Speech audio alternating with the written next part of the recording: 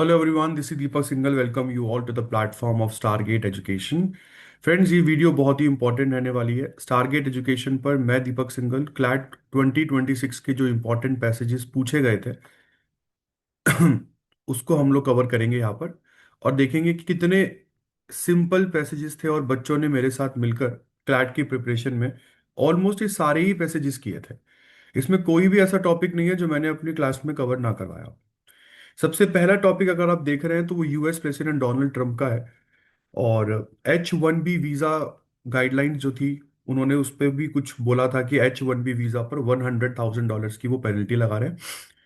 50% tariff उन्होंने लगाया India के ऊपर। जो पहले 25% लगा, उसके बाद 25% इंक्रीज हुआ। ठीक है ना। और ये सब चीजें वो मागा अपने प्लान के अंडर कर रहे थे। मागा मतलब मेक अमेरिका ग्रेट अगेन। और ऐसे में उन्होंने क्या बोला कि ये सारी चीजें जो मैं कर रहा हूं, ऐसे में यूएस में जो एक तरीके से एम्प्लॉयमेंट है वो बढ़ेगी। तो आइए इस तरीके से बात करते हैं। तो ये ट्रिपल ब्लो की तरह काम करेगा। हालांकि जो भी ये आदमी ने किया, ये भी बता दूं, इसने इंडिया और यूएस की जो पार्टनरशिप चल रही थी, स्ट्रेटेजिक पार्टनरशिप, उसको बहुत ज्यादा मतलब एक तरीके से खतरे में डाल दिया। आज की डेट में हालत ये है कि कभी भी अगर रिलेशन नॉर्मलाइज भी होते हैं ना इन फ्यूचर इस कंट्री के साथ, तो भी इंडिया ना इस कंट्री को वैसे ट्रीट नहीं करेगा जैसे कभी पहले किया करता था। क्योंकि अब आपने अपनी रियल औकात दिखा दी है, तो ऐसे में आपके साथ भी वैसी ही बात होगी जैसे आप खुद हैं। तो आइए जल्दी से बात करते हैं। सबसे पहला यहाँ पर ये है, पहला क्वेश्चन ये है कि क्या परसेंटेज जो है वो टैरिफ का लगाया गया है। जैसे कि आप डेट देख रहे हैं, टाइम्स ऑफ इंडिया से 21 सितंबर को लिया गया है। तो 21 सितंबर तक डोनाल्ड ट्रंप ने इंडिया में 50% टैरिफ लगा दिए थे। उसके बाद what reasons did Trump cite for penalizing India with additional tariffs apart from trade imbalances? Trump ने ये जो एडिशनल, पहले जो उसने 25% टैरिफ लगाए, उसके बाद जो हमको 25% टैरिफ और गिफ्ट में मिले, उसका रीजन ट्रंप ने यहां पर क्या दिया? भाई देखो, रीजन जो दे रहे हैं ट्रंप, वो दे रहे हैं कि इंडिया जो है वो अभी भी रशिया के साथ एनर्जी टाइज रखता है, इसलिए मैं ये टैरिफ जो है वो इंडिया के ऊपर लगा रहा हूं। तो यहाँ पर अगर आप देखें, हालांकि लिखा यहाँ पर होगा नहीं, बट यहाँ पर White House also maintain a conspicuous silence on the Pakistan Saudi mutual defence treaty and the reports that neither country informed Washington of the pact, suggesting a growing US indifference to India's concern. तो यहाँ पर हालांकि Russia का कोई mention नहीं है, but बच्चों ने मेरे साथ क्लास में यहाँ पर ये कवर किया है कि ये जो 25% एक्स्ट्रा टैरिफ हम लोगों को गिफ्ट में मिले हैं ना, वो हमारी रशिया की पार्टनरशिप की वजह से हम लोगों को गिफ्ट में मिले हैं। इसके बाद क्वेश्चन नंबर 27 को पढ़ते हैं। तो वो कह रहा है कि चाबहार पोर्ट जो ईरान में है, इसके ऊपर भी सैंक्शन लगे कि इंडिया चाबहार पोर्ट भी यूज नहीं कर सकता। चाबहार पोर्ट की हमारे लिए इंपॉर्टेंस क्या है? देखो, एक तो मिडल ईस्ट जाने का रास्ता है हमारे लिए, सेंट्रल एशिया जाने का रास्ता है हमारे लिए, और वो भी तब जब पाकिस्तान का ग्वादार पोर्ट चाइना के पास है। तो एक तरीके से ग्वादार पोर्ट को भी हम लोग यहाँ पर काउंटर बैलेंस कर लेते हैं। तो इन सभी ऑप्शंस में से मुझे क्वेश्चन नंबर 27 का ऑप्शन नंबर बी ठीक लगा कि चाबहार पोर्ट जो ईरान का है, वो चाइना की प्रेजेंस जो है पाकिस्तान के ग्वादार पोर्ट में, ये उसको काउंटर बैलेंस करता है। इसके बाद H1B वीजा का प्राइमरी पर्पस क्या होता था? देखो भाई, H1B वीजा से जो यूएस कंपनीज होती थी, वो फॉरेन प्रोफेशनल्स को हायर कर सकती थी स्पेशलाइज फील्ड में। अब ये करने के लिए उनको फीस देनी पड़ेगी। और मागा जो यहाँ पर एक वर्ड है, उसका मतलब क्या था? मागा means this make America great again. तो ये जो मागा कैंपेन है, ये डोनाल्ड ट्रंप का इलेक्शन का कैंपेन है। यहाँ पर ये मागा लिखा हुआ है। मागा हार्डलाइनर्स persuaded him that the American workers were being gamed out of jobs by foreign companies and US big tech। तो जो make America great again campaign के जो समर्थक थे, वो बार बार जो है डोनाल्ड ट्रंप को बोल रहे हैं कि भाई, जो अमेरिकन की जॉब है वो फॉरेनर्स आके ले जा रहे हैं, तो आपको कुछ ना कुछ उसके लिए करना चाहिए। And what he did this blunder. इसने ये सब चीजें एक तरीके से लागू कर दी। अब बढ़ते हैं आगे बेटा। नेक्स्ट जो पैसेज है वो थोड़ा चेस के ऊपर है। आपको पता होगा कि इंडिया ने अभी वर्ल्ड चेस, जो फाइड वर्ल्ड कप चेस का है, वो गोवा में होस्ट किया। तो ये सारी चीजें इस वाले करंट अफेयर में आप लोगों को देखने को मिलेगी। तो आइए जल्दी से इसको देख लेते हैं। ये पैसेज जो है, ये 29 जुलाई को हिंदू से लिया गया पैसेज है। और यहाँ पर सबसे पहले तो ये है कि चेस जो है, चेस ये किस कंट्री की देन है? चेस कहाँ से ओरिजिनेट हुआ था? तो इंडिया से बेटा ये ओरिजिनेट हुआ था। पहला इंडियन कौन है जिसने चेस ग्रैंड मास्टर का टाइटल जीता था? अभी तो देखो, राहुल वीएस, ये इंडिया के, राहुल वीएस जो है, ये इंडिया के इस समय 91st ग्रैंड मास्टर है। बट इंडिया का फर्स्ट ग्रैंड मास्टर जो थे वो विश्वनाथन आनंद थे, अभी भी है ये। और इस बार जो इंडिया में फाइव वर्ल्ड कप हुआ, उस फाइव वर्ल्ड कप की trophy five world cup trophy के नाम से ना देकर हमने विश्वनाथन आनंद कप के नाम से दी।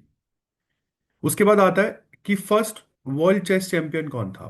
First world chess champion Wilhelm Steinitz था, विल्हेम स्टीनिट्स।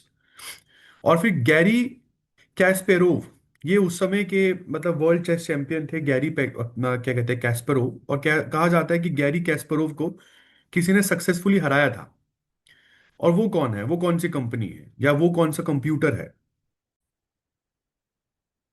तो ये गैरी कैस्परोव को हराने वाले कंप्यूटर का जो नाम था, उसका नाम था डीप ब्लू।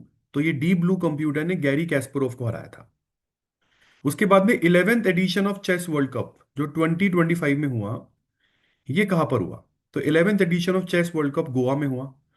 हम बच्चों ने, जो सभी बच्चों ने मेरे साथ यहाँ पर चेस वर्ल्ड कप का लोगो भी पढ़ा था, क्योंकि वो कुछ तीन उसमें जो ट्रेपजोडियम बनाए गए थे, इसमें पाम था, एक में सनराइज थी। इसके अलावा हम लोगों ने ये भी पढ़ा कि जो चेस वर्ल्ड कप की ट्रॉफी है, फाइव वर्ल्ड कप ट्रॉफी, उसका नाम भी चेंज करके विश्वनाथन आनंद कप कर दिया गया, मतलब अपना कर दिया गया था। तो ये बड़ी इंपॉर्टेंट चीज थी जो हम लोगों ने यहाँ पर देखी थी। थर्ड पैसेज की तरफ चलते हैं बेटा। थर्ड पैसेज जो है, ये पैसेज इंडिया की फॉरेन पॉलिसी को दर्शाता है। ये पैसेज 22 अप्रैल को होने वाले पहलगाम अटैक के ऊपर पैसेज है। और 22 अप्रैल के बाद, पहलगाम अटैक के बाद कई सारी मीटिंग्स होती हैं, जैसे एससीओ की मीटिंग होती है, वहां पर हमारे डिफेंस मिनिस्टर राजनाथ सिंह जाते हैं। और मैंने क्लास में बताया भी था कि जब डिफेंस मिनिस्टर राजनाथ सिंह गए थे, तब एससीओ में पहलगाम अटैक के बारे में कुछ नहीं लिखा था डॉक्यूमेंट में। उल्टा पाकिस्तान के बलूचिस्तान को उन्होंने मेंशन किया था स्पेसिफिकली। तो वो भी हम लोगों को बुरा लगा और हमारे डिफेंस मिनिस्टर ने उसको साइन करने से मना कर दिया। पहलगाम अटैक के बाद इंडिया ने इंडस वाटर ट्रीटी को एक तरीके से सस्पेंड किया था। फिर दो इंटीग्रेटेड चेक पोस्ट थे, अटारी बॉर्डर अमृतसर में है, तो उसको भी एक तरीके से बंद कर दिया था इमीडिएट इफेक्ट के साथ। पाकिस्तानी नेशनल जो इंडिया में थे, सार्क वीजा एग्जेम्पशन के अंडर, उनको भी बोल दिया गया था कि जल्दी से बाहर निकल जाओ। डिफेंस नेवल एयर एडवाइजर जो भी पाकिस्तानी हाई कमीशन में थे, उनको भी बोल दिया गया था कि आप परसोना नॉन ग्रेटा है। परसोना नॉन ग्रेटा का मतलब, हम नहीं चाहते जी आप इंडिया में रहो, आपको भी वेलकम नहीं है इस कंट्री में, तो आप जल्दी से अपनी अपनी कंट्री निकल जाओ। और जो हाई कमीशन की स्ट्रेंथ थी, इंडियन हाई कमीशन की स्ट्रेंथ, वो भी हम लोग जो है वो 55 से 30 पर ले आए थे। तो ये वो काम थे जो पहलगाम अटैक के बाद इंडिया ने करे थे, जब ये समझ में आ गया था कि ये अटैक जो है ये पाकिस्तानी स्पॉन्सर्ड अटैक है। तो सबसे पहला क्वेश्चन बेटा यहाँ पर यही है कि पहलगाम कहाँ पर सिचुएटेड है? जम्मू कश्मीर में सिचुएटेड है। अटारी चेक पोस्ट जो है वो कहाँ पर है? अटारी चेक पोस्ट जम्मू कश्मीर में, सॉरी, अमृतसर पंजाब में है, जैसे कि मैंने आपको बताया था। तो अटारी चेक पोस्ट जम्मू, इसमें अमृतसर पंजाब के पास में आपको देखने को मिलेगी। इसके बाद इसमें से कौन सी कंट्री सार्क नेशन नहीं है? अगर हम बात करते हैं बेटा सार्क नेशन की, तो South Asian Association for Regional Cooperation, ये नाम होता है। और अफगानिस्तान, बांग्लादेश, भूटान, इंडिया, मालदीव्स, नेपाल, पाकिस्तान, श्रीलंका, ये इस पूरे सार्क का एक ग्रुप है। इसमें मालदीव्स भी आता है, बट मॉरिशस कोई सार्क नेशन नहीं है। इसके बाद जो ये एक्सप्रेशन है परसोना नॉन ग्रेटा, इसका मतलब ये है कि आपका कोई वेलकम नहीं है हमारी कंट्री में, आप एक अनवेलकम पर्सन हो, तो प्लीज जल्दी से निकल जाओ। और इंडस वाटर ट्रीटी 1960 में जो साइन हुई थी इंडिया पाकिस्तान के बीच में, वो ट्रीटी वर्ल्ड बैंक ने साइन करवाई थी, जिसमें इंडस, चेनाब, झेलम, ये पाकिस्तान को दे दिया गया था कि पाकिस्तान इसको यूज करेगा। और रावी, ब्यास, सतलुज, ये इंडिया को दे दिया गया था कि इंडिया इन रिवर्स को यूज कर सकता है। कुछ इस तरीके से रिवर्स का बंटवारा किया गया था। चलते हैं बेटा फोर्थ पैसेज की तरफ। In this point is saying कि जो रावी रिवर है, सॉरी रिवर इंडस जो है, कौन सी रिवर रिवर इंडस की ट्रिब्यूटरी नहीं है? तो देखो, रिवर इंडस की ट्रिब्यूटरी में इंडस, चेनाब, झेलम, तो चेनाब, झेलम, रावी, सतलुज, ब्यास, ये पांच रिवर जो है ये रिवर इंडस की ट्रिब्यूटरीज हैं। और रिवर इंडस की जो ट्रिब्यूटरी नहीं है वो रिवर ताप्ती है। ठीक है, अब हम नेक्स्ट पैसेज की तरफ बढ़ सकते हैं। अगला पैसेज जो है वो वही एससीओ समिट है जो मैंने अभी आपको बताई थी। जो इस बार 31 अगस्त को तियानजिन चाइना में हुई थी। और इस करंट अफेयर को पढ़ाते समय मैंने टारगेट एजुकेशन के बच्चों को तब भी पढ़ाया था कि इस पूरी समिट में दुनिया ने इंडिया और रशिया के बीच में वो केमिस्ट्री देखी, क्योंकि काफी समय तक हमारे प्राइम मिनिस्टर जो है वो रशिया कार में जो है वो बैठते हैं। हालांकि केजीबी केजीबी जो रशिया की इंटेलिजेंस एजेंसी है, उन्होंने बताया था कि भारत को मारने की यहाँ पर साजिश हो रही थी, मतलब इंडियन प्राइम मिनिस्टर को मारने की साजिश यहाँ पर जो है वो की जा रही थी। तो जो भी था एक बार जल्दी से देख लेते हैं। सबसे पहला यहाँ पर आपके पास क्वेश्चन एससीओ से रिलेटेड यही है कि ये सिविलाइजेशनल डायलॉग जो था, द सिविलाइजेशनल डायलॉग फोरम, जो प्राइम मिनिस्टर मोदी ने जाकर प्रपोज किया था इस बार के एससीओ समिट में, उसका काम क्या था? ये सिविलाइजेशनल डायलॉग फोरम क्या चाहता है? भाई, सिविलाइजेशनल डायलॉग फोरम हमेशा कल्चरल अंडरस्टैंडिंग को बढ़ावा देता है। इसके बाद आगे बढ़ते हैं, तो एससीओ की नेक्स्ट प्रेसिडेंसी किसने ली है? तो अब यहाँ पर सबसे इंपॉर्टेंट क्वेश्चन आप लोगों से यही पूछा जाता है कि एससीओ की एक तो थीम क्या है, और अगले साल जो है वो एससीओ की समिट कहाँ पर होगी।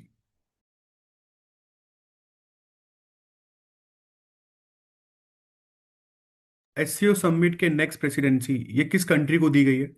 एससीओ समिट की नेक्स्ट प्रेसिडेंसी जो है वो किर्गिस्तान को यहाँ पर दी गई है।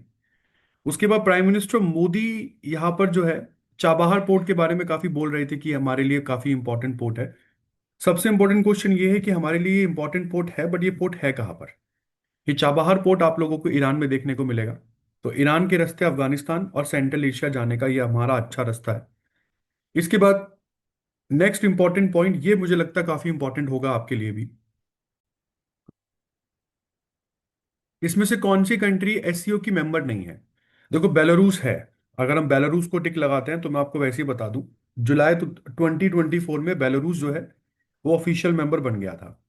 ईरान 2021 में बन गया था, और पाकिस्तान और इंडिया एक ही साल 2017 में मेंबर बने थे। म्यांमार जो है वो अभी केवल डायलॉग पार्टनर है, फुल मेंबर नहीं है एससीओ का।